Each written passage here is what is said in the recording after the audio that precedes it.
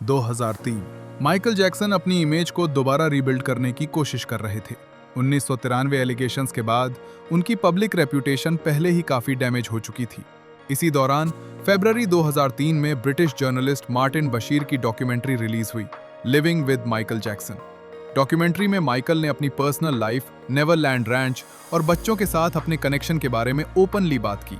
लेकिन documentary release होते ही media में एक नई कंट्रोवर्सी शुरू हो गई, पर्टिकुलरली एक सीन में जहां माइकल एक कैंसर सर्वाइवर बच्चे के साथ हाथ पकड़कर बात करते नजर आए। मीडिया ने इस मोमेंट को कंट्रोवर्सी में बदल दिया। मीडिया कवरेज और हेडलाइंस ने माइकल को फिर से पब्लिक सस्पिशन और कंट्रोवर्सी के बीच ला खड़ा किया।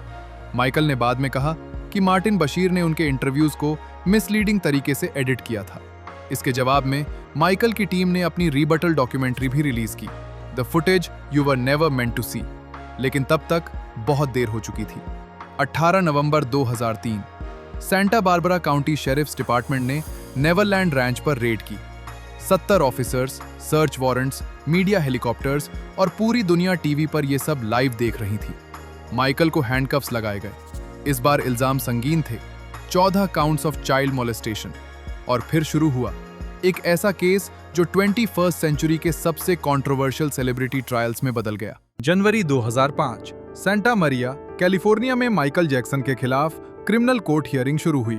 लगभग 4 महीने तक माइकल रोज कोर्ट रूम आते, मीडिया कैमरास उनका पीछा करते और न्यूज चैनल्स उनके हर एक्सप्रेशन और हर मूवमेंट को बारीकी से देख रहे थे।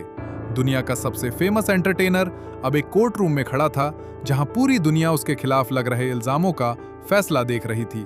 प्रोसिक्यूशन ने माइकल को डेंजरस बताया, डिफेंस ने कहा यह एक प्लान्ड एक्सटोर्शन केस था। और फिर आया 13 जून 2005।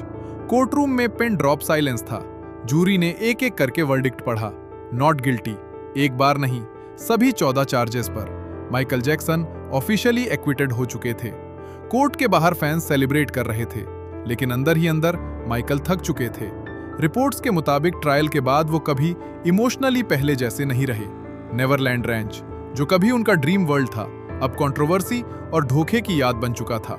माइकल जीत गए थे, लेकिन इस केस ने उनकी दुनिया का सुकून हमेशा के लिए तोड़ दिया। 2005 के कोर्ट केस के बाद माइकल जैक्सन की जिंदगी पहले जैसी कभी नहीं रही। कोर्ट से बरी होने के बाद भी माइकल जैक्सन इमोशनली और मेंटली बहुत थक चुके थे। नेवरलैंड रैंच, जो कभी उनका ड्रीम वर्ल्ड था, माइकल ने धीरे धीरे उससे दूरी बना ली। उसके बाद माइकल एक जगह टिक कर नहीं रहे, कभी बहरीन, कभी आयरलैंड और कभी लास वेगस। जैसे वो दुनिया से और शायद खुद से भी दूर भागने की कोशिश कर रहे थे। लेकिन प्रॉब्लम्स खत्म नहीं हुई। रिपोर्ट्स के मुताबिक इस दौरान माइकल पर 331 मिलियन डॉलर्स का कर्ज चढ़ चुका था।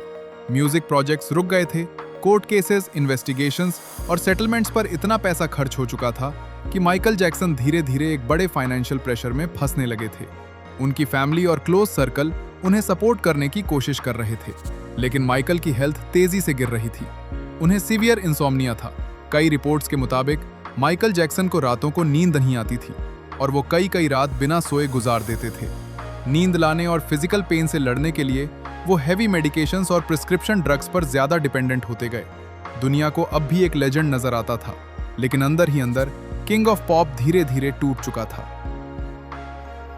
मार्च 2009 लंदन के O2 अरीना में हजारों फैंस और मीडिया कैमरास के सामने माइकल जैक्सन एक बार फिर स्टेज पर आए।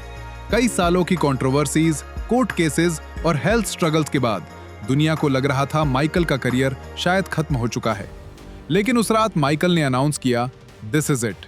ये सिर्फ एक कॉन्सर्ट सीरीज नहीं थी।